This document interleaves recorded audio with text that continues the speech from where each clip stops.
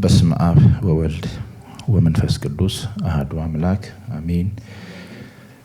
የተወደዳችሁና የተከበራችሁ የልዑል አምላክ የእግዚአብሔር ልጆች እንደምን ዋላችሁ? እንደምን አረፈዳችሁ? እንደምን ቆያችሁ? አሜን። በምህረት በጤና ይጠበቀን፣ ምህረቱን በብዙ ያበዛልን አምላካችን እግዚአብሔር ስለማይነገር መልካም ስጦታ ሁሉ እግዚአብሔር አምላካችን ስሙ የተባረከ ይሁን።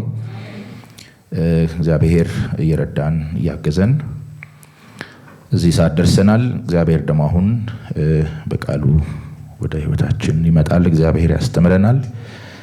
እኛም ደግሞ የእሱን ቃል የምንሰማበትን እንደ ሊዲያ አይነት የተከፈተ ልብ እግዚአብሔር ለሁላችንም ያድለን።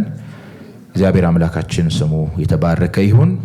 የምንካፈለው የእግዚአብሔር ቃል ሐዋርያው ቅዱስ ጳውሎስ ለጢሞቴዎስ የጻፈለትን መልእክት ሁለተኛ ጢሞቴዎስ ምዕራፍ 4 ከቁጥር 1 እስከ 8 ያለውን እናነብና በዛ ውስጥ ያለውን የእግዚአብሔርን ቃል እንካፈላለን።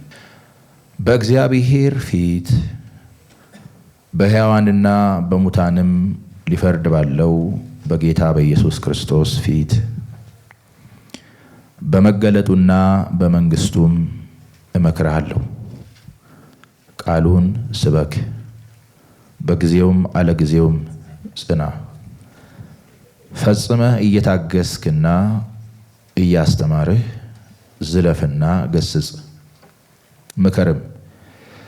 ሕይወት የሚገኝበትን ትምህርት የማይታገሱበት ዘመን ይመጣልና፣ ነገር ግን ጆሮአቸውን የሚያሳክክ ስለሆነ እንደገዛ ምኞታቸው ለራሳቸው አስተማሪዎችን ያከማቻሉ፣ እውነትንም ከመስማት ጆሮአቸውን ይመልሳሉ፣ ወደ ተረትም ፈቀቅ ይላሉ። አንተ ግን ነገርን ሁሉ በልክ አድርግ፣ መከራን ተቀበል፣ የወንጌል ሰባኪነትን ሥራ አድርግ፣ አገልግሎትንም ፈጽም። በመሥዋዕት እንደሚደረግ የኔ ሕይወት ይሰዋልና የምሄድበት ጊዜ ደርሷል። መልካሙን ገድል ተጋድያለሁ፣ ሩጫውን ጨርሻለሁ፣ ሃይማኖትን ጠብቄያለሁ። ወደፊት የጽድቅ አክሊል ተዘጋጅቶልኛል። ይህንንም ጻድቅ ፈራጅ የሆነው ጌታ ያን ቀን ለኔ ያስረክባል፣ ደግሞም መገለጡን ለሚወዱ ሁሉ እንጂ ለኔ ብቻ አይደለም። እግዚአብሔር አባታችን እናመሰግንሃለን። የክብር አምላክ የክብር ጌታ ሁሉን አሳልፈ የምትኖር አልፋና ኦሜጋ እናመሰግንሃለን። ከላይ የሚወርደው ዝናብ ምድርን ሳያረሰርስ ደሞም ቡቃያ ሳታወጣ እንዲሁ ወደ ላይ እንደማይወጣ ሁሉ ካፌ የሚወጣው ቃል እንዲሁ የሚሻውን ያድርጋል፣ ደሞም በከንቱ አይመለስም ያልክ እግዚአብሔር አምላካችን ደሞም ቃሉን ልኮ ፈወሳቸውም ተብሎ እንደተጻፈ እግዚአብሔር ሆይ ቃልህ እንዲሁ በከንቱ ወደኛ ስለማይመጣ እግዚአብሔር ሆይ በቃልህ በሕይወታችን አንተ የምትሻውን ስለምትፈጽም እናመሰግንሃለን። አንተ አስተምረን፣ ገስጸን፣ ምከረን። እግዚአብሔር ሆይ በቃልህ የቀናው መንገድ አንተ አሳየን። ለገዛ ጥቅማችን እንድንሰማ በጎነት በነገር ሁሉ ይርዳን። መንፈስ ለአብያተ ክርስቲያናት የሚለውን ጆሮ ያለው ይስማ ተብሎ እንደተጻፈ ጌታ ሆይ በውስጣችን ጆሮ እንድንሰማ ምሕረት በነገር ሁሉ ይርዳን። ማንም በገዛ ሐሳቡ ተይዞ እንዳይቀመጥ ጌታ ሆይ የሁሉ ሕሊና በመንፈስ የተፈታ እንዲሆን በጌታችን በኢየሱስ ስም ጸለይን። ስለምታስተምረንም እናመሰግንሃለን። በጌታችን በኢየሱስ ክርስቶስ ስም ለዘላለሙ አሜን። የዘመን ፍጻሜ ወይም የመጨረሻው ዘመን የሚጠይቀውን የሕይወት ስርዓት መኖር በሚል ይህንን አሁን ያነበብነውን የመጽሐፍ ክፍል መሰረት በማድረግ እንካፈላለን። ርዕሱ ይሄ ነው ማለት ነው። የመጨረሻው ዘመን የሚጠይቀውን የሕይወት ስርዓት መኖር የሚል ማለት ነው። ክፍለ ንባቡን ስናነብ ሊሰጠን የሚችለው ርዕስ ይሄ ስለሆነ ማለት ነው። የፍጻሜ ዘመን እየሄደ ወይም ደግሞ ዘመን ወደ ፍጻሜ እየቸኮለ እየገሰገሰ በመሄድበት ጊዜ ነገሮች መልካቸውንና ጠባያቸውን እየለወጡ እንደሚሄዱ የእግዚአብሔር ቃል በግልጽ ይነግረናል። በአንድም በሌላ ዘመን ወደ ፍጻሜ መገስገሱ የሚያሳያቸው ምልክቶች አሉ። ዘመን እንደሚሻሻል፣ ዘመን መልካም እንደሚሆን፣ ነገሮች አልጋ ባልጋ እንደሚሆኑ የሚናገር የእግዚአብሔር ቃል የለም እና በጣም ነገሮች እየጠበቡ፣ ነገሮች አስቸጋሪ የሆኑ በተለይ ለአማኝ፣ በተለይ እግዚአብሔርን ለሚፈራ ሰው፣ ልቡን ወደ እግዚአብሔር ቃል ለሚያደላ ሰው ዳዊት እንዳለው ልቤ አንተን አለ እንዳለ ልቡ እግዚአብሔርን ለሚል አማኝ ዘመኑ በጣም ከባድ ነው። ከባድ የሚያደርገው አማኝ ያው ተመሳስሎ ስለማይኖር ነው። የሚመስለው መልክ አለ። እኛ ትላንትና ማንስተናል። አማኝ የሚመስለው አንዱን መልክ ነው፣ ክርስቶስን ነው የሚመስለው። እግዚአብሔርን በክርስቶስ ይመስላል አማኝ እንጂ ሌላውን እየመሰለ ከሌላው ጋር እየተሞዳሞደ አይኖርም። እና ስለማይሞዳሞድ ነገሮች በጣም አስቸጋሪና ስትሮንግ ይሆናሉ፣ ፈታኝ ይሆናሉ ማለት ነው። ስለዚህ ዘመኑ ምን ይጠይቃል ማለት ነው? ዲሲፕሊን ይጠይቃል ማለት ነው። እና ያንን ዲሲፕሊን የሚያሟላ ሰው ይሻገራል ማለት ነው። እና ትጥቁን ጠበቅ ያደርጋል ማለት ነው። ለምሳሌ ራሱ ምዕራፍ 3ን ስታዩ ሁለተኛ ጢሞቴዎስ ምዕራፍ 3 ቁጥር 1 ላይ ነገር ግን በመጨረሻው ቀን የሚያስጨንቅ ዘመን እንዲመጣ ይህንን እወቅ ይላል። በመጨረሻው ቀን የሚያስጨንቅ ዘመን ይመጣል እና ምን በል እወቅ፣ ግንዛቤ ያዝ ነው ሐሳቡ። እወቅ ማለት ተገንዘብ፣ ተረዳ፣ አስተውል ነው። ይሄ ራሱ አሁን የምናነበው ሁለተኛ ጢሞቴዎስ ራሱ የትንቢት መጽሐፍ ልትሉ ትችላላችሁ እና ዘመኑን በደንብ የሚያሳይ መጽሐፍ ነው። ታዲያ ሐዋርያው ይህንን ሲጽፍ የነበረበትን ሁኔታ ትንሽ ብንቃኝ መልካም ነው። መጽሐፉ የትንቢት መጽሐፍ እንደመሆኑ መጠን ሐዋርያው ይህንን ሊል ወይም እንዲጽፍ ያስገደደውን አንዳንድ ነገሮችን ማየት ይኖርብናል፣ የግዴታ ወደ መልእክቱ ዘልቀን ለመግባት እንድንችል ማለት ነው። ሁለተኛ ጢሞቴዎስ ሲጻፍ ኦልሬዲ ሐዋርያው ጳውሎስ የሞት ፍርድ ተፈርዶበት ሞቱን እየተጠባበቀ ባለበት ሰዓት የጻፈው መልእክት ነው። ሐዋርያው እንደምታውቁት 3 ዓለም አቀፍ የወንጌል ጉዞ አድርጓል። የመጀመሪያውን በፍርጊያ፣ በደርቤን፣ በልስጥራን አሁን በታናሽ እስያ አካባቢ በምንለው ማለት ነው። ሁለተኛው ደግሞ ወደ አውሮፓ አድርጓል። ሶስተኛውን ጉዞ ደግሞ በኤፌሶን አድርጎ እና ኢየሩሳሌም ተገኝቶ በኋላም እንደታሰረና ሮም 2 ዓመት ታስሮ እንዳገለገለ የእግዚአብሔር ቃል ወይ ደግሞ በሐዋርያት ሥራ ምዕራፍ 28 እናገኛለን። አንዳንድ ጽሑፎች እንደሚያረጋግጡት ሐዋርያው 2 ዓመት ከታሰረ በኋላ ይግባኝ ጠይቆ በኔሮን ቄሳር ፊት ማለት ነው ጉዳዩ ተመርምሮ ሐዋርያው ከወንጀል ነፃ መሆኑ ከተረጋገጠ በኋላ ሐዋርያው ከእስር እንደተፈታ ይታመናል እና ተፈቶ 4ኛ የወንጌል ጉዞ አድርጓል ተብሎ ይታመናል። በተለይ በሮም በስፔን እንደገናም ደግሞ በአንዳንድ ከተሞችም እየዞረ ሐዋርያው ወንጌል እንዳገለገለ ይታመናል እና ይሄው መከራው ይሄ ግርግር በ4ኛው የወንጌል ጉዞ እንደተከተለው ይታመናል። ያ ወንጌል በባህሪው እንደዛ ነው። ወንጌል በጽድቅ ከተሰበከ ጌታ ከተሰበከ የግድ መከራ አይቀርም እና የመጀመሪያው መታሰሩ ምክንያት ወንጌል ነው እና አሁንም ከተፈታ በኋላ ያ እሳት ያ መከራ ተከተለው ማለት ነው። በኋላ እንግዲህ ሁከት እያስነሳ ነው በሚል ካለበት ተይዞ 2ኛ ጊዜ ለፍርድ ቀርቦ በስተመጨረሻ በኔሮን ንጉሥ አማካይነት የሞት ፍርድ ተፈርዶበት ዘብጥያ እንደተወረወረ ይታመናል። ኦልሬዲ ሞት ተፈርዶበታል።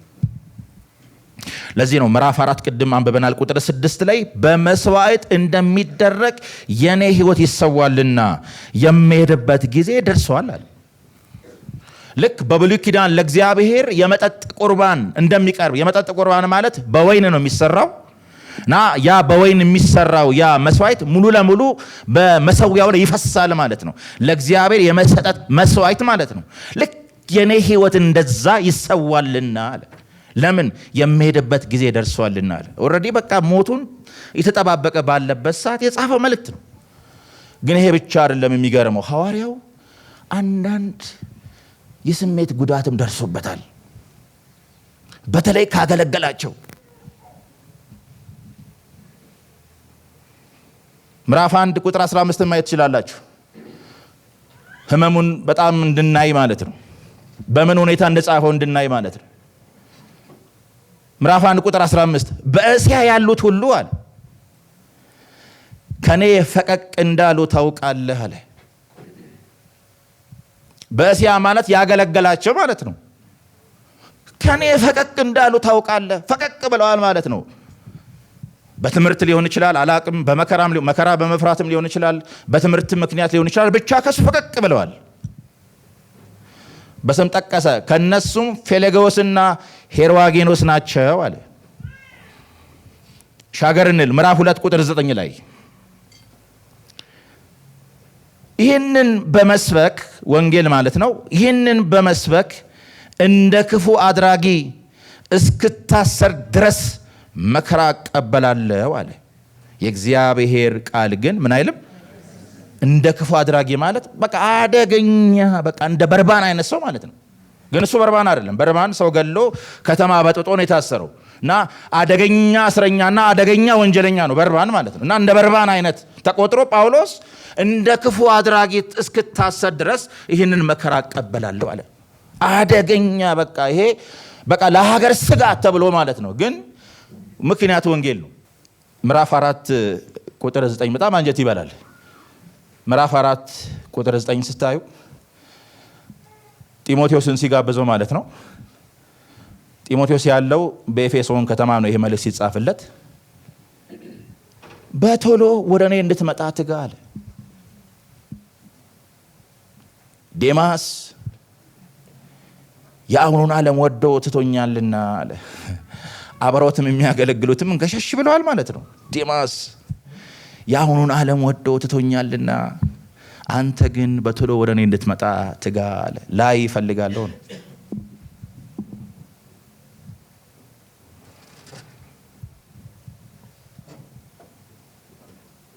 ቁጥር 15 ምዕራፍ 15 ቁጥር 14 ከፍ ብለን እናያ። የናስ አንጥረኛው እስክንድሮስ እጅግ ከፋብኝ አለ። ማን እንደሆነ በዝርዝር አናገኝም፣ ግን የናስ አንጥረኛ ነው። ስሙ እስክንድሮስ ይባላል። እጅግ ከፋብኝ፣ እጅግ ከፋብኝ፣ ጌታ እንደ ስራው ይመልስበታል ካለ በኋላ አንተም ደግሞ ከእርሱ ምን በል ተጠበቅ፣ የምንናገረውን እጅግ ምን አድርጓል ተቋሟልና፣ በፊተኛው ሙግቴ አንድስ እንኳን አልደረሰልኝም። አንድስ እንኳን ፍርድ ቤት ብቻውን ሲቆም ችሎት ፊት አብረውት የቆሙት እንኳን አንድ ሰው ይጥፋ። እንዴት ልብ እንደሚሰብር አሳስቡት። አንድስ እንኳን አልደረሰልኝም ካለ በኋላ ሁሉም ተውኛል።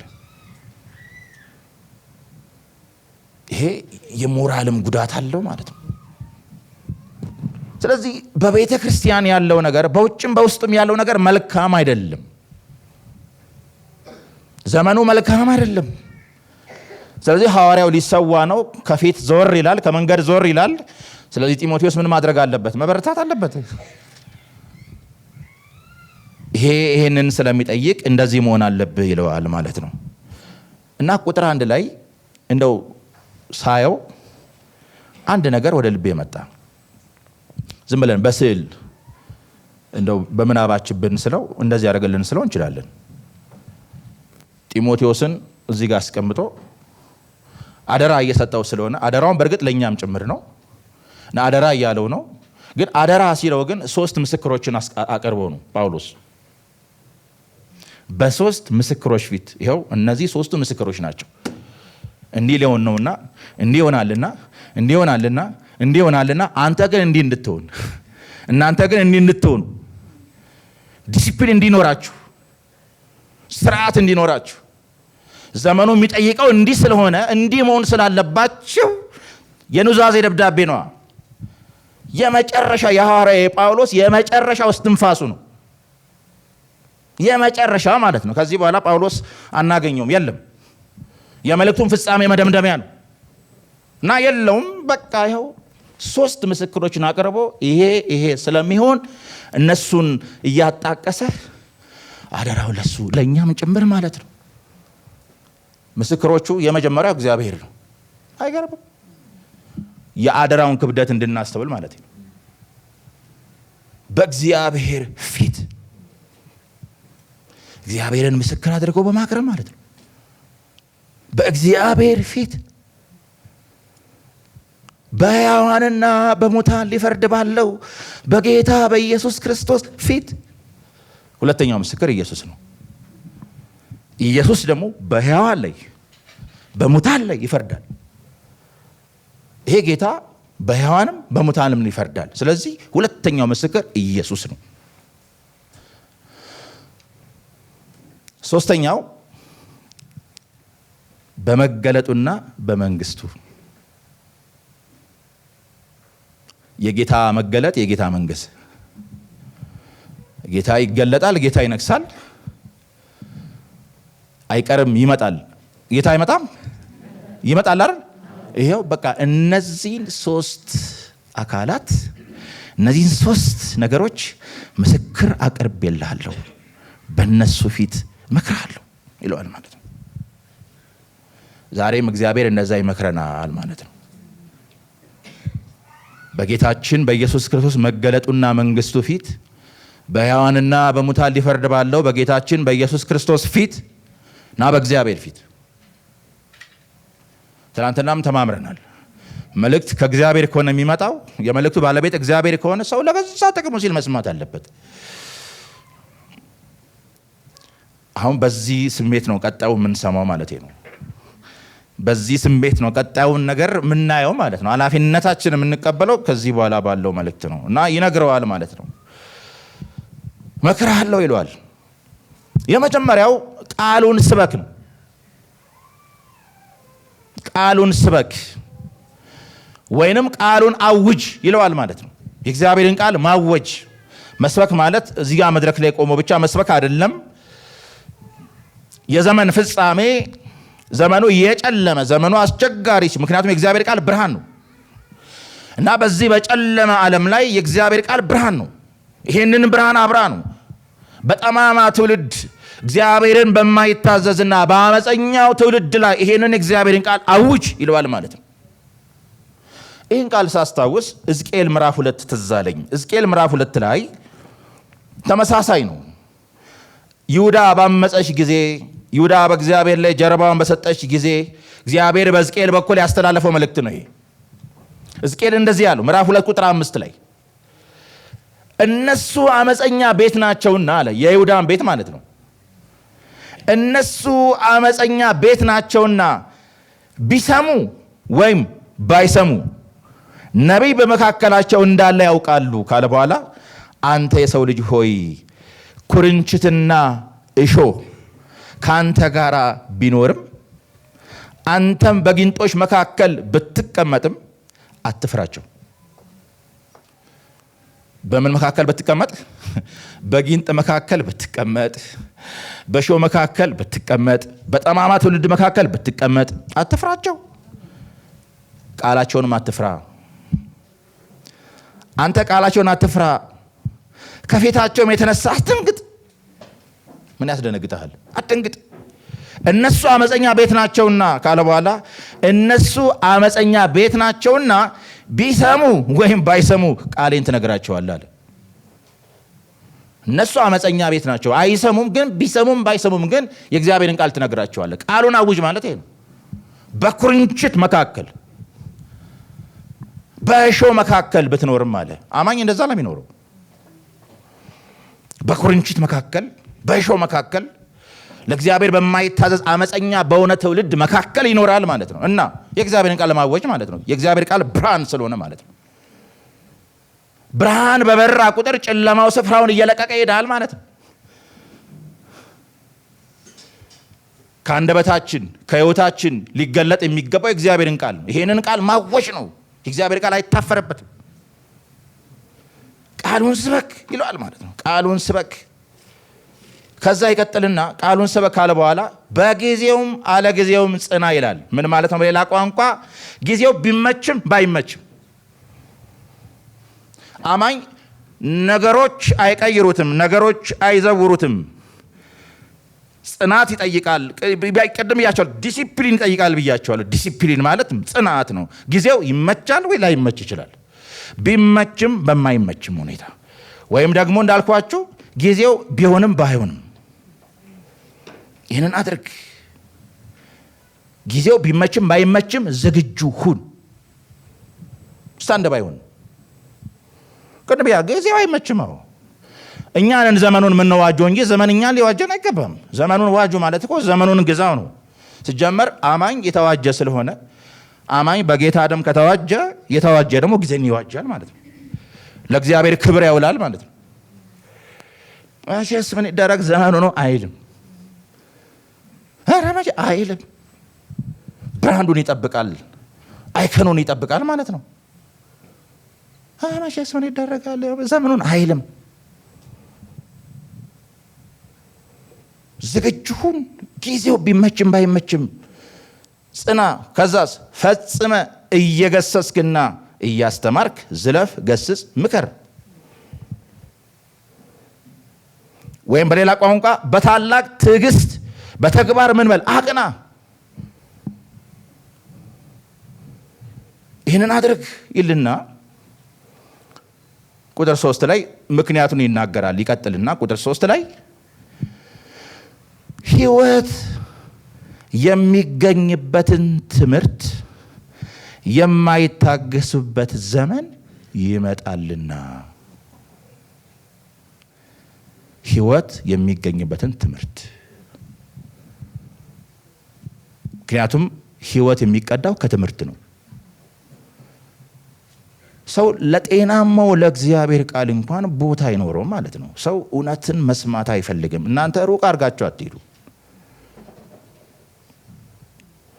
ዛሬ ጌታን እናምናለን በሚባለው ማህበረሰብ ውስጥ እንኳን ምን እንደሚነገር መስማት ትችላላችሁ። እና ሰው በቃ ለእግዚአብሔር ለሚሆን ትምህርት ሕይወት ለሚገኝበት ትምህርት ምናምን ዳተኛ ነው። ጊዜው የተገለጠው እንደዛ ነው። ሕይወት የሚገኝበትን ትምህርት የማይሰሙበት ዘመን ይመጣል። በቃ ጆሮአቸው ለዛ ነገር የተደፈነ ነው። እግዚአብሔር በክርስቶስ አድኖሃል። አንተ ተባርከሃል። በሰማይ ስፍራ ተቀምጠሃል። መርገምን እግዚአብሔር ሰብሮልሃል። ሀገርህ በሰማይ ነው ምናምን የሚሉ ትምህርቶች አሁን ላይ ቸርች ላይ ብዙም ስሜት አይሰጡም፣ ተለምደዋል። አሁን ሰው በጣም የሚያነቃቃው ምንድን ነው? አይደል ይታወቃል አይደል? ያው መቼስ ሰው መልእክትን የሚሰማው እንደ መልእክቱ ነው አይደል? በቃ ከራሱ ጋር እያገናኘ ማለት ነው። ከራሱ ምናልባት ከኑሮ ጋር ተያይዞ ቪዛ ምናምን፣ ቤት ክራይ ምናምን፣ በርበሬ ሽሮ ምናምን ሊሆን አላውቅም፣ ቆርቆሮ መኪና ምናምን እንደዚህ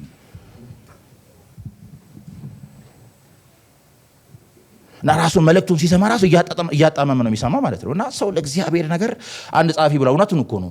እግዚአብሔር ካረዳ ኤፌሶን መልእክት አይጥምም አለ። እውነቱን ነው። ገላትያ አይጥምም አለ። እውነቱን ነው። እግዚአብሔር ሲረዳ ነው የሚጣፍጥህ ማለት ነው። ዛሬም ከጥቁሩ መጽሐፍ ትባላለህ ማለት ነው። ዛሬም ከዚሁ ዛሬም ካርድ ኮፒ ከዚህ እዛው ናችሁ። እና ሰው መስማት ይፈልገው ሌላ ነገር ነው። ሌላ በቃ የታች ነው። በቃ ሌላ ዓለም ውስጥ ነው ያለ ነው ማለት ነው። ለአገልጋዩም ፈተና ነው፣ ለቤተክርስቲያን ፈተና ነው። እና ታዲያ ጌታ እንዳለው ምን ልትሰሙ መጣችሁ አለ። ታዲያ ምን ልትሰሙ መጣችሁ? እዚህ ቸርች ለምንድን ነው የምትመጡት?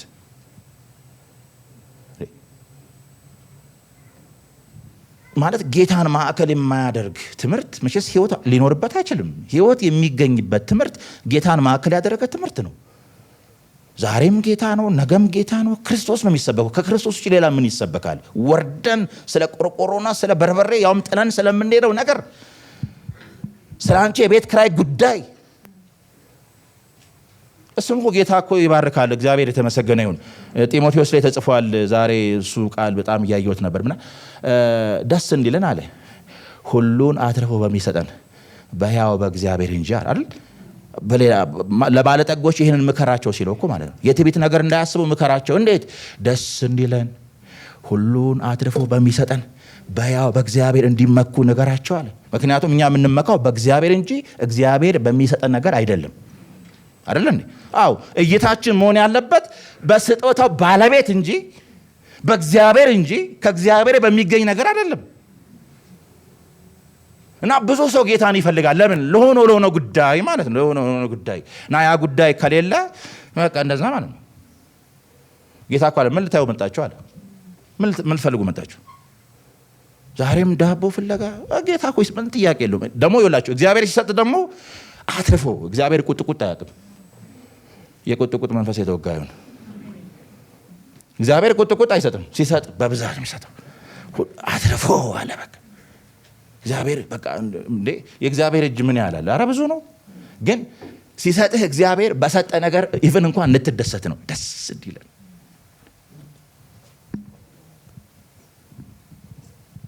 እግዚአብሔር የህይወት ምንጭ ነው እና እግዚአብሔር ነው የሚፈለግ እንጂ ከእግዚአብሔር የሆነው ነገር አይደለም። እና ህይወት የሚገኝበትን ትምህርት ሰዎች መስማት አይፈልጉም። ከዛ ወረድ ብሎ ምን አለ? ጆሮቻቸውን የሚያሳክክ ስለሆነ ማለት ይሄ ጆሮ ያካል አይደል?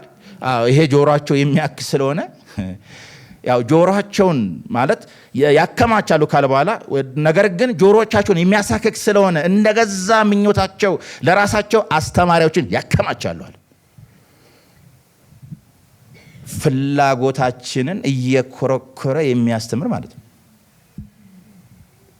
እኛ መስማት የምንፈልገውን ነገር እንዲነገረን ማለት ነው። እንደዛ ከሆነ ቸርች መምጣት የለብንም። እኛ ቤተክርስቲያን በዚህ አደጋ ውስጥ ነው ያለችው። ነገራችን ላይ ፈተና ውስጥ ነው ያለችው። ሰው ራሱ ቸርች ሲመጣ በቃ የሆነ ነገር የሆነ እንትን ሰርቶ ነው የሚመጣው። ራሱ የሆነ ቦክስ አዘጋጅቶ ይመጣና ይሄንን መስማት ነው የምፈልገው ምናምን ብሎ ነው የሚመጣና ያንን ካልሰማ ችግር ነው።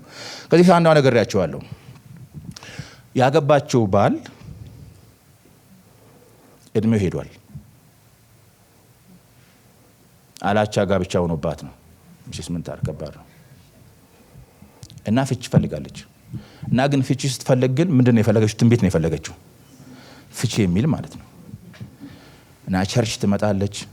ምንም ከዛ ነገር ጋራ ማለት ከፈለገችው ነገር ጋራ የሚገናኝ መልእክት ምንም ልሰማ አልቻለችም።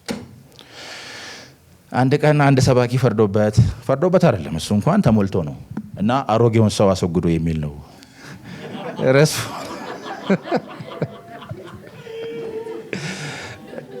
እና ርዕሱ አሮጌውን ሰው አስወግዱ የሚል ነው። አሮጌው ሰው ታውቃላችሁ አይደል? የወደቀው ሰው ማለት ነው። እና አሮጌውን ሰው አስወግዱ ምናምን ሲባል ጎሽ ጌታ ሆይ ተመስገን ዛሬ ተናገርከኝ ብላ ሰውየውን እዳፈታቻለሁ። እንደዚህ ማለት እንዲህ ተቃኝተን የምንመጣ ከሆነ አደገኛ ነው። እኛ ማለት ያለብን እንደ ሳሙኤል ነው። ጌታ ሆይ ባሪያ ይሰማል፣ አንተ ተናገረኝ ነው። እንደዚህ ነው። ሰው እንደዚህ ካለ ህይወት ያገኛል። ህይወት የሚቀዳው ከእግዚአብሔር ቃል ነው። እና ቤተክርስቲያን በዚህ አይነት ፈተና ውስጥ ነው ያለችው። በጣም ፈተና ውስጥ ነው ያለችው። የዘመኗ ቤተክርስቲያን ማለት ነው። ተውት፣ ውጫዊውን ፈተና ተውት፣ ይሄ መከራ ምናምን ተውት። በዚህ ፈተና ውስጥ ነው ያለችው ቤተክርስቲያን። ሰዎች በቃ እንደገዛ ፈቃዳቸው ለራሳቸው አስተማሪዎችን ያከማቻሉ። ኢቭን ራሱ አንዳንዴ ራሱ አገልጋይ ስንወድ እንዴት ነው ራሱ ብቻ እንዋደዳለን አይደል? እና እንዴት ነው እንትና ምንም ስንል እንዴት ነው አንዳንዴ በቃ እየኮረከረ በቃ በጣም አደገኛ ነው። እግዚአብሔር ብቻ ከዚህ ይሰውረን። እና አገልጋዩን በዚህ መቃኘት የለበትም። እንደወረደ እግዚአብሔርን ቃል በጽድቅ ነው መስበክ ያለበት እንጂ ይሄን በሰብክ ራሱ ህዝቡን አሪፍ ነው ያነቃቃል ምናምን ብሎ አይደለም። የዘመኗ ቤተክርስቲያን ፈተና ይሄ ነው። በጣም የሚገርመው ለራሳቸው አስተማሪዎችን ያከማቻሉ ካለ በኋላ እውነትንም ከመስማት ጆሮአቸውን ይመልሳሉ። ከዛ ወደ ተረትም ፈቀቅ ይላሉ አለ። ደግሞ በጣም አሪፍ ተረቶች አሉ። ሰው የእግዚአብሔር ቃል አልነካው እያለ ተረት በጣም በቃ ፈን ሲያደርገው ስታዩ በጣም ታዝናላችሁ። ተረት የሚመስሉ እዚህ መድረክ ላይ መናገር የማልፈልጋቸው አረ ብዙ ተረቶች አሉ። ሰው ያላላ ማለት ነው። ፕሬስ ጋድ ክብር ለእግዚአብሔር ያለ ተረት እየሰማ ማለት ነው። ሰው በዚህ መጠን እንዴት ህሊናውን ያጣል ትላላችሁ? እውነቴን ነው የምላችሁ። ይሄ ማለት እውነትን መቀማት ማለት ነው። ሰው እውነት ከተቀማ እንደዛ ነው የሚሆነው። ነገሮችን የምንመዝንበት ነገር ከተቀማን በቃ ማንም ነው የሚጫወትብህ፣ ማንም ነው እየመጣ የሚደፋብህ ማለት ነው። እውነት መቀማት በጣም አደገኛ ነው።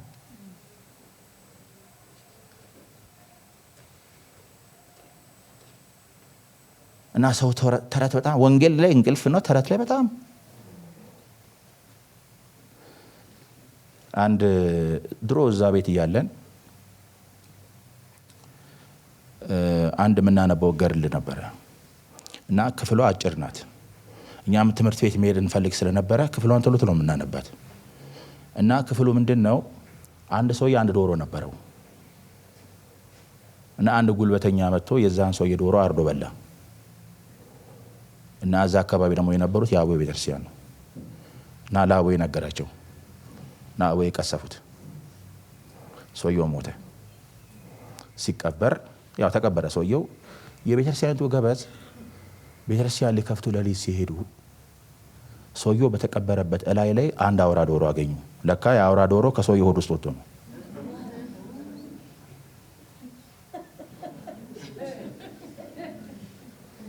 ከዛ ገበዙ ይዘዋለው ብለው ዶሮን ሲያባሩት ጉልላት ላይ ወጣ እና 7 ዓመት ኩኩሉሉ እያለ ኖረ ይላል ታሪኩ። እንደዛ ነው።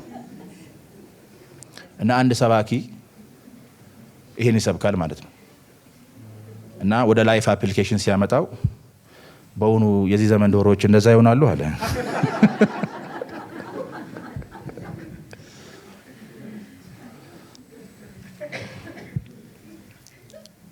ሳቁ ጥሩ ነው እሺ፣ ግን ቁም ነገሩን ያዙ እናንተ።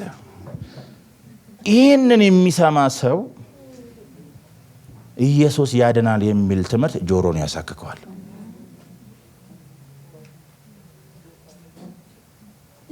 እነዚህ ማለት ነው። በተቃራኒ ብዙ ማንሳት ይችላል። ለእንትን አይደለም የቀረብኩት እዚህ የቆምኩት፣ ግን ዘመኑ እንደዛ ነው።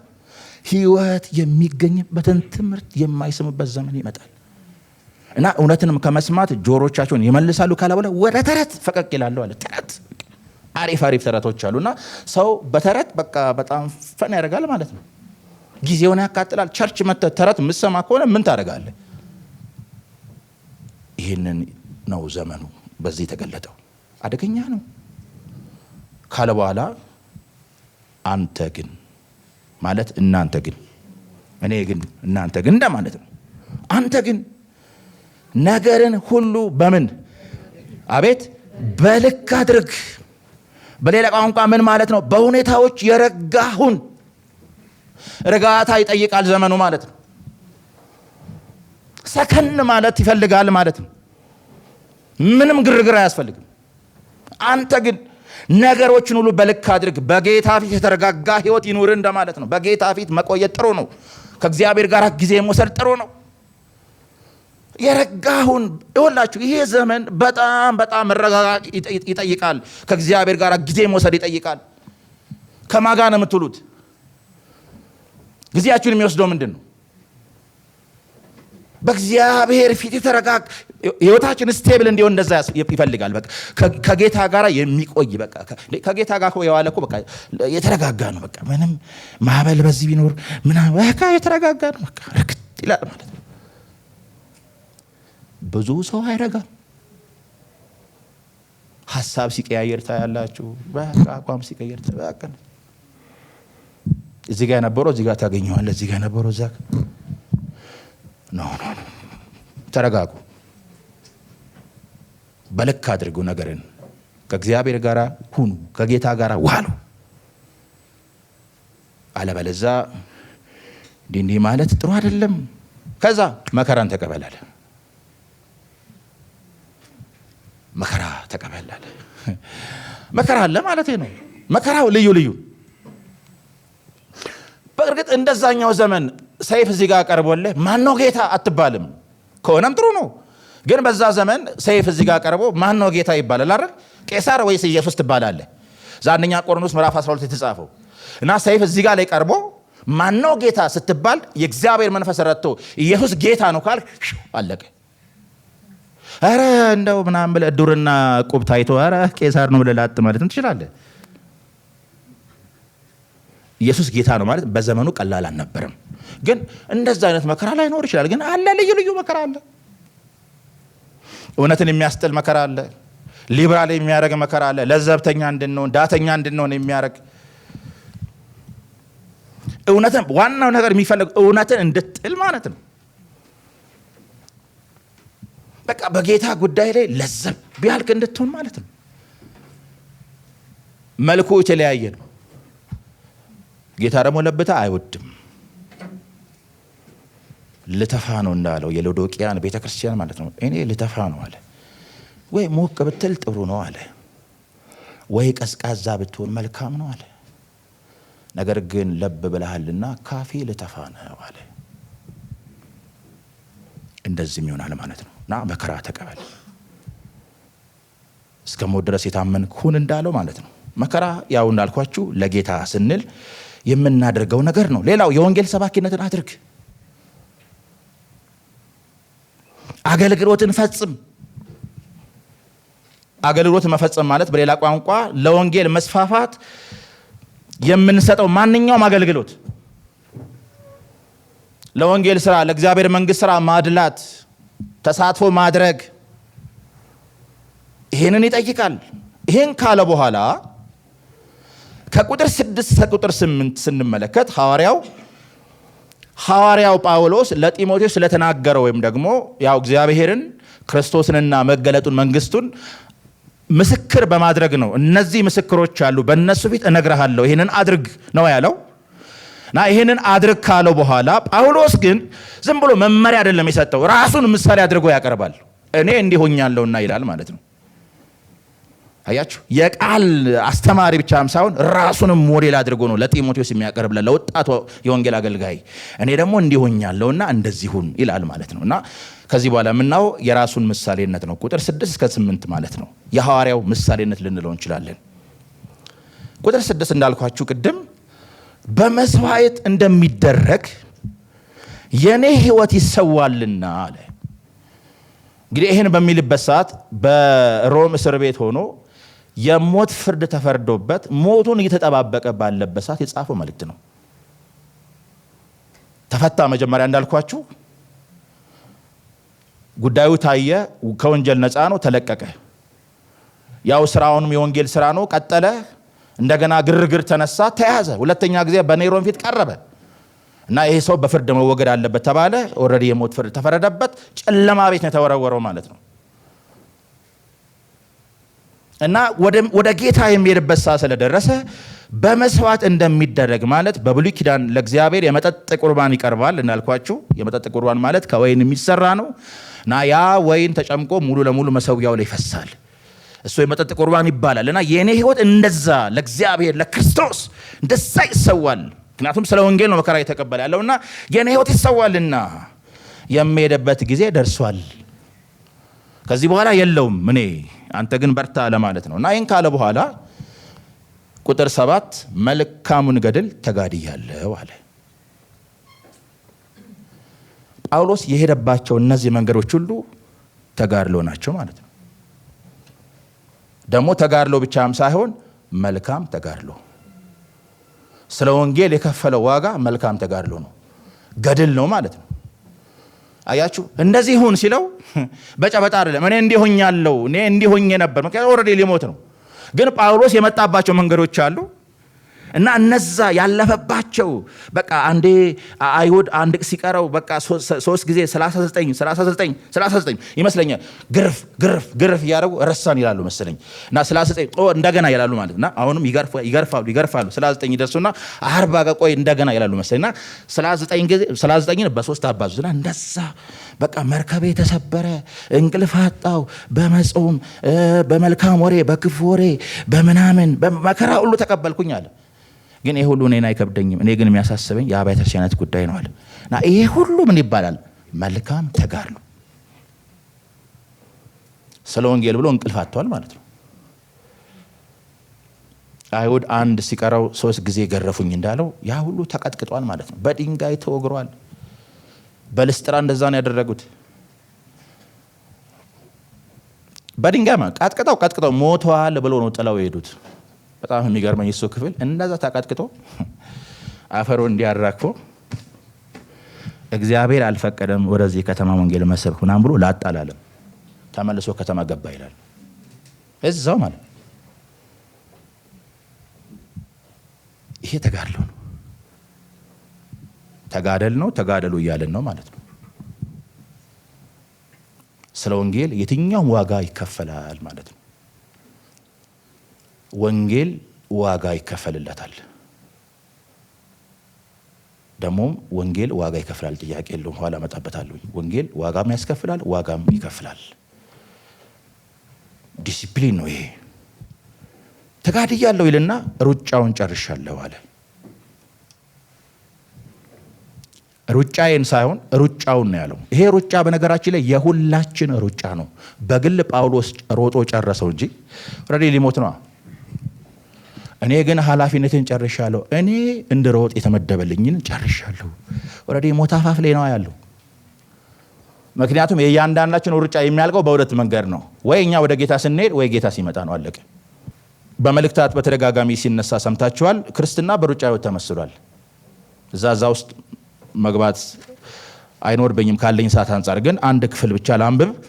ዕብራውያን መልእክት ምዕራፍ 12 ቁጥር 1 እስከ 2 ያለውን ማየት እንችላለን። እንግዲህ እነዚህን የሚያሉ ምስክሮች እንደ ደመና በዙሪያችን ካሉልን፣ ያው ምዕራፍ 11 ላይ ያነሳቸው ቅዱሳን የብሉይ ኪዳን አባቶች እነሱን ነው ምሳሌ ያደረገው። እና እንዲህ እነዚህ የሚያሉ ምስክሮች እንደ ደመና በዙሪያችን ካሉልን፣ እኛ ደግሞ ሸክምን ሁሉ አለ ቶሎም የሚከበንን ኃጢአት አስወግደን የእምነታችንን ራስና ፈጻሚውን ኢየሱስን ተመልክተን በፊታችን ያለውን ሩጫ በትዕግስት እንሩጥ። እርሱ ነውርን ንቆ በፊቱ ስላለው ደስታ በመስቀል ታግሶ በእግዚአብሔር ዙፋን ቀኝ ቆሟልና ወይም ተቀምጧልና ይላል።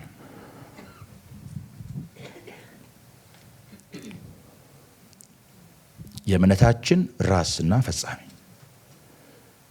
ኢየሱስን ተመልክተን፣ ምክንያቱም ይህንን ሩጫ ሮጦ የጨርሶ ከብሮ በአብ ቀኝ ይሄ ጌታ አለ። ሞዴላችን ነው እሱ። ይህን ሁሉ ፈጽሞ የተቀመጠ ጌታ አለ። እሱን እያያችሁ፣ እነዛን እያያችሁ ሩጡ አይደለም ሐሳቡ። እነ አብርሃምን እነ ዳዊትን እያየን አይደለም የምንሮጠው። ምስክሮች እንኳን ቢሆኑ እያየነው የምንሮጠው አንድ አለ፣ እሱም ኢየሱስ ይባላል። ዳዊትን እያየን ከሮጥንማ ችግር አለ። ዳዊት ምንም እንኳን እንደ ልቤ ብሎ እግዚአብሔር ግን ወደ ቤርሳቤ ገብቷል። አብርሃም የእግዚአብሔር ወዳጅ ቢባልም በእምነት የጸደቀ ቢሆንም አብርሃም ባለማመን ወደ ግብፅም ወርዷል። ችግር አለባቸው፣ ግን ችግር የሌለበት አንድ ብቻ አለ፣ እሱም ኢየሱስ ይባላል። እሱን እያያችሁ ሩጡ። የእምነታችን ራስና ፈጻሚ የሆነውን ኢየሱስን ተመልክታችሁ በፊታችሁ ያለውን ሩጫ በትዕግስት ይጠይቃል ማለት ነው። እንሩጥ። ከዚህ ሩጫ ጋር ተያይዞ ማያስፈልጉለት ነገሮች አሉ። የመጀመሪያው ሸክም ነው። ይሄ ጽድቅ ማጤትም አይደለም። በቃ ለመንፈሳዊ ህይወታችን ማይጠቅም ዝም ብሎ ኮተት ነገር ይኖራል። እሱን ማራገፍ ነው። አሁን እንደዚህ አሁን ለብሼን አሁን ታላቁ ሩጫ ባለፈው ነበር አሉ አይደል? እዚህ አይደል? አዎ። እና እንደዚህ ሆኛውን ብሄድ ታላቁ ሩጫ ምናምን ተብሎ እንደዚህ ብሄድ ይሄ ሰውዬ ትንሽ ናምሮ ወይ ጸበል ምናምን የጌታ ሰው ነው በእርግጥ የሚፈውሰው፣ ግን በሽተኛ ሳይሆን አይቀርም ነው የምባለው። ምክንያቱም እንደዚህ ሆኜ ከሄድኩኝ ቸርች ነው። ይሄ የስብከት ቀሚስ ነው፣ የሩጫ ልብስ አይደለም አለ። የሩጫ ልብስ ራሱን ችሎ አለ። የስብከት ቱት በሁሉም እንደያነቱ እና ለዚህ መንፈሳዊ ሩጫም የሚያስፈልግ ልብስ አለ፣ ትጥቅ አለ እንጂ ሸክም ሁሉ ዝም ብለን ተሸክመን መሮጥ የለብንም። እና እንደው አስቸጋሪ ስለሚሆን እሱን አራግፉ፣ ጣሉ። ለመንፈሳዊ ህይወት የማይጠቅም ነገር ጣለው። ምንም ጥቅም የለውም። ጽድቅ ማጤትም ላይሆን ይችላል፣ ግን ተው። ደግሞ ኃጢአትን ሁሉ አለ ቶሎ የሚከበን ኃጢአትና በኃጢአት ቶሎ የመከበብ ነገር ስለ እሱን ማራገፍ፣ በንስሐ በጌታ ስም በደሙ ኃይል እየታጠቡ ሩጫውን በትዕግስት መሮጥ። የሚፈለገው ምንድን ነው? በክብር መጨረስ ነው። መጨረስ ብቻ በክብር መጨረስ፣ መደምደም ማለት ነው። ጌታ ጨርሷል እና እሱም እኔም ሩጫውን ጨርሻለሁ አለ። ከዚህ በኋላም ደግሞ ሞት ነው። እናንተ ወጣት ነህ በርታ ነው። እናንተም በርቱ ነው ሀሳቡ። ሁላችን በርታ ነው። ጀምሮ የመተው አደጋ ስላለ ማለት ነው።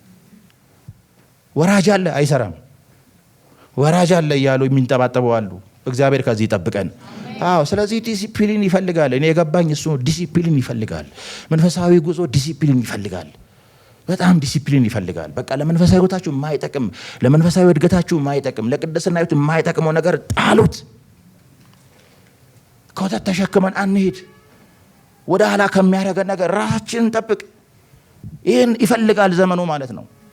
እንደውም ትናንትና ከሙሌ ጋር እያወራው ነበር። ሙሌ አንድ ነገር እንትን አለኝ፣ የገባኝ ነገር ምንድን ነው? ክርስትና ህይወት አልኩኝ። በርግጥ ሁሌ ነው ጌታ የሚነግረን፣ ግን ክርስትና ህይወት ግን ሁሌ ኮትኩቱኝ ይላል አልኩኝ። እውነት ነው፣ ሁሌ ኮትኩቱኝ የሚል ማለት ነው። ትናንትና ብርቱ ልትሆን ትችላለህ። ትናንትና በጣም ጠንካራ ልትሆን ትችላለህ። አገልግሎት በጣም ልዩ ሊሆን ይችላል። በቃ ትናንትና በጣም ልዩ ዛሬ ግን አንተ ማለት። ስለዚህ ሁሌ እያጠጣህ አጠጣኝ ኮትኩተኝ የሚል ነገር ማለት ነው። አጠጣኝ የሚል እና እየጠጣ ደግሞ መኮትኮት፣ አረም ነቀል ነቀል እያደረገ የሚጥል ማለት ነው። በቃ አረም ከልብ ላይ አለ። ሰይጣን የሚልካቸው ሀሳቦች አሉ ወደ አእምሯችን፣ ወደ ምናችን። በቃ አረም እና እሱን ነቀል ነቀል ማድረግ ያስፈልጋል። ጌታም እንደተናገረው ቃሉ እንዳያፈራል የዚህ ዓለም ሀሳብ ብልጥግና መገብተው ቃሉን ያንቃሉ አለና ቃሉን የሚነቅል ቃሉን የሚያንቅ ነገር ንቅል ንቅል ንቅል በንስሐ በጸሎት ሁልጊዜ ማለት ነው። ቻርጅ አድርጉኝ የሚል ነገር ቢኖር መንፈሳዊ ህይወት ነው። ሁሌ ቻርጅ አድርጉኝ የሚል ማለት ነው። ሁሌ ባትሪ ፉል መሆን አለበት፣ ሎ ማለት የለበትም። እያንዳንዳችን መንፈሳዊ ህይወት ማነው ባትሪ ሎ ብሎ ይሆን አላቅም። ቻርጅ አድርጉት። ሩጫው ይህንን ይፈልጋል። ሩጫውን ጨርሻለሁ አለ። ከዛስ ሃይማኖትን ጠብቄያለሁ፣ እምነቴን ጠብቄያለሁ። እውነት ነው። ሐዋርያው ሃይማኖቱን ስለጠበቀ ነው ያ ሁሉ መከራ የበላው። ያ ሁሉ ችሎቱ እኮ በጣም አስፈሪ መሆኑን የምታውቁት እኮ ኔሮንን አንበሳ ብሎታል ማለት ነው። ከአንበሳ አዳነኝ ያለው ይህንን ከአንበሳ አፍ ዳንኩ። ጻፊዎቹ እንደዛ ነው። እና አንበሳ ያለው ምናልባት ኔሮን ሊሆን ይችላል ብለውታል። በቃ በሃይማኖቱ ጉዳይ በቃ ይመሰክራል። እና ሐዋርያ ስራን ስታዩ በጣም ነው ያው ተምራቸዋል። ሐዋርያ ስራ በወንድም የባሴ በኩል እንዴት ባለ ልብ እንዴት እንዳገለገለ በጣም ጥበበኛ ነው። መልሶቹ በቃ ይገርማቸዋል። በጣም ማቹርድ የሆነ ሰው ነው ጳውሎስ። ለእኛም ለአገልጋዮች ምሳሌ የሚሆን ሰው ነው። ግን ሃይማኖትን የጠበቀበት መንገድ፣ ወንጌል የመሰከረበት መንገድ ስታዩ በጣም ነው የሚገርማችሁ። ሃይማኖትን ጠብቄያለሁ አለ። በሱ ዘንድ ያለውን እምነት ጠብቋል። እና አንተም ጠብቅ ነው። ይሄ ዘመን ምን ይፈልጋል? እምነትን መጠበቅ። ቀደም ብያቸዋል። እምነት የሚያስጥለው ነገር ብዙ ነው። ይሄ ደግሞ በጣም ወሳኝ ነው። ዕብራውያን ምዕራፍ 3 ላይ ይሄንን ያነሳው ዕብራውያን 3 ቁጥር 6 ላይ ይሄንን ብሏል ሐዋርያው። ቁጥር 5 ላይ ሙሴ በኋላ ስለሚናገረው ነገር ምስክር ሊሆን በቤቱ ሁሉ እንደ ሎሌ የታመነ ነበር ካለ በኋላ ክርስቶስ ግን እንደ ልጅ ነው ይልና በቤቱ ላይ የታመነ ነው። እኛም የምንደፍርበትን የምንመካበትን ተስፋ እስከ መጨረሻው አጽንተን ብንጠብቅ ቤቱ ነን። አሜን ነው። ይሄንን ተስፋ የምንደፍርበትን ተስፋ የምንመካበትን ተስፋ እስከ መጨረሻው አጽንተን ብንጠብቅ ቤቱ ነን። ሃይማኖትን ጠብቅ ያለ ማለት ይሄ ነው። እምነትን መጠበቅ እግዚአብሔር ይርዳን። ስለዚህ እምነት ደግሞ የሚጠበቀው በጸሎት በጌታ ፊት መሆን እንዳልኳችሁ። አንተ የረጋሁን አንተ በነገር ሁሉ ልክ አድርግ። አንተ በነገር ሁሉ የረጋሁን በማን? በጌታ ፊት። ክርስቲያን የተረጋጋ ነው መሆን ያለበት። እና ስትረጋጋ በቃ እምነትን ትጠብቃለህ። በቃ ትጸልያለህ፣ ከጌታ ጋር ጊዜ ትወስዳለህ። ጌታ ኃይል ይሰጥሃል። የቃሉ ምሪት አለ፣ የመንፈሱ ምሪት አለ። በቃ ምንም እዛዛ አያስፈልግም። እና ጌታ መረጋጋትን ይስጠን። አዎ ካለ በኋላ በጣም የጳውሎስ እርግጠኝነት በጣም ይገርመኛል። ምን አለ? ወደፊት አለ የጽድቅ አክሊል ተዘጋጅቶልኛል አለ። የጽድቅ አክሊል ማለት በሌላ ቋንቋ በጽድቅ ለተኖረ ህይወት የሚከፈል ክፍያ ማለት ነው። አክሊል ማለት ምንድን ነው? አክሊል ማለት የዘላለም ህይወት አይደለም አይደል? አዎ አክሊል ማለት ሽልማት ነው፣ ሪዋርድ ነው። ጌታ ለኖር ነው ለእያንዳንዷ ነገር የሚሰጠን ክፍያ ማለት ነው። እና በክርስቶስ በማመን የጸደቀ አማኝ የጽድቅ ህይወት መኖር አለበት። እና ለተኖረቿ የጽድቅ ህይወት ከጌታ የምንቀበላት ሪዋርድ አለች። እሷ ምን ትባላለች? የጽድቅ አክሊል። እና ታዲያ በከንቱ አልደከምማ። ይሄን ሁሉ መንገድ መጥቷል ሐዋርያው። የጽድቅ አክሊል ተዘጋጅቶልኛል አለ። ዋጋ አለኝ፣ ሽልማት አለኝ። ምክንያቱም በክብር ደምድመዋል ሐዋርያው። በክብር ጨርሷል። ጨርሻለሁ፣ ሃይማኖትን ጠብቄያለሁ፣ ወደፊት የጽድቅ አክሊል ተዘጋጅቶልኛል ካለ በኋላ ይህንንም አለ የጽድቁን አክሊል ማለት ነው። ይህንንም ጻድቅ ፈራጅ የሆነው ጌታ ያን ቀን ለእኔ ያስረክባል አለ። ጻድቅ ፈራጅ ያለው ያለ ምክንያት አይደለም። ጌታ ዋጋ ሲከፍል እንደ ጽድቁ ነው። እዚህ ጋር የቸርነት ስራ የሚባል ነገር የለም። ለእያንዳንዳችን እንደየድካማችን። ለዛ ነው ህይወትን መኖር ያለብን። ለዛ ነው ባለፈውም አሴ ስታገለግል ማቴዎስ አንደኛ ቆሮንቶስ ምዕራፍ 3ን ከማቴዎስ ምዕራፍ 6 ጋር አገናኝቶ በእግዚአብሔር መንግስት የሁሉ ታናሽ መሆን ስላለ ለዋጋ መኖር አለብን ብሎ እንዳገለግለን አስታውሳለሁ። እውነት ነው። እንኳን በእግዚአብሔር መንግስት አይደለም በዚህ ምድር ላይ የሁሉ የበታች ሆነ መኖር አይከብድም እንዴ? እናንተ አይፎን ይዛችሁ እኔ የሆነች ነገር ስልክ ቢይዝ ራሱ እንደ ፌር ነው እንዴ? እናንተ ራባፎር እየነዳችሁ ምናምን የእግዚአብሔር ሰው በእግር ሲሄድ ጥሩ ነው? ምሳሌ ነው። እናንተ ፊት ምናምን ስትሉ የእግዚአብሔር ሰው ዞሮ ዞሮ ሁሉም ኃላፊ ነው። ግን መለላችሁ ፈልጌ ነው እላይ በእግዚአብሔር መንግስት የሁሉ የበታች ሆኖ መኖር በጣም ከባድ ነው። ለዛ ነው ሐዋርያው እንደዚህ ሁኑ፣ በቃ ኃላፊነት፣ በቃ እንደዚህ ሁኑ፣ ትጉ ምናምን የሚለው ወዶ አይደለም።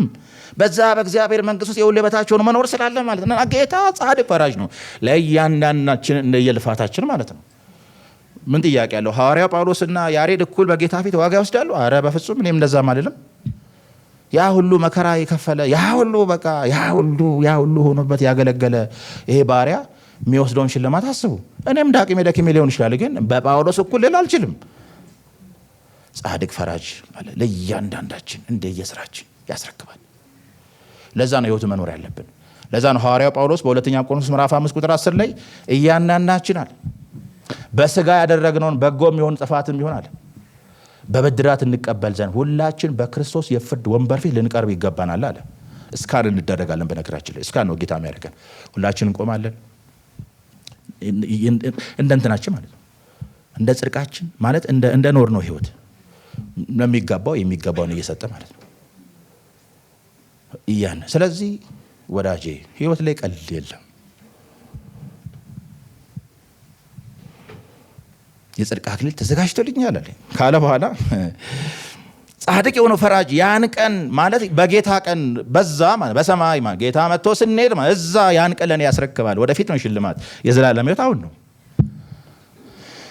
ያስረክባል ካለ በኋላ ሲደመድም ይሄንን እኔ ብቻ አይደለም ወስደው አለ እና ደግሞ መገለጡን ለሚወዱ ሁሉ እንጂ ለእኔ ብቻ አይደለም አለ።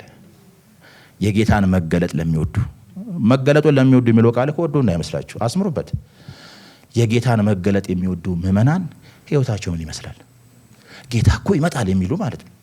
በመጠባበቅ የሚኖር ክርስቲያን እንዴት ነው ህይወቱ? ግልጽ ነው።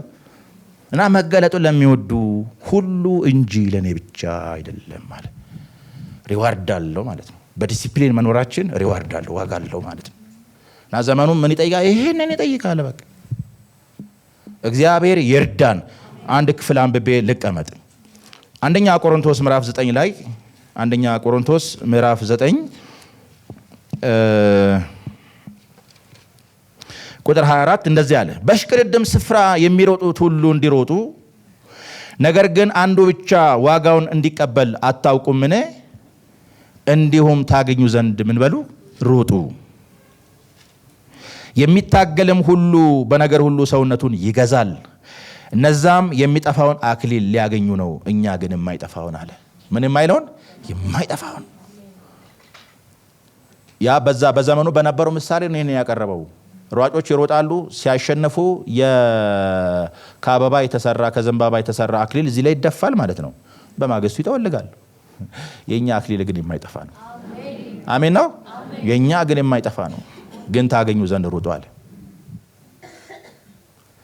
ለሚሮጥ ያገኛል ማለት ነው። እንደዛ ነው ጌታ እንዳለው። በነገራችን ላይ ላለው ይጨምርለታል ነው፣ ይጨምራል ጌታ ካለ በኋላ ስለዚህ እኔ ያለ ሐሳብ እንደሚሮጥ ሁሉ እንዲሁ አልሮጥም አለ። ያለ ሐሳብ አይደለም የምንሮጠው፣ እንሮጣለን ግን ያለ ሐሳብ አይደለም። ዝም ብሎ ባቦ ሰጥ አይደለም። እንዲሁ አልሮጥም፣ ነፋስን እንደሚጎስም እንዲሁ አልጋደልም አለ። ዝም ብሎ መጋደል የለም፣ በዓላማ ነው ወዳጄ። ይህን ካለ በኋላ ነገር ግን ሌሎችን ከሰበኩ በኋላ ካገለገልኩ በኋላ ራሴ የተጣልኩ እንዳልሆን ስጋዬን እየጎሰምኩ አስገዛለሁ አለ።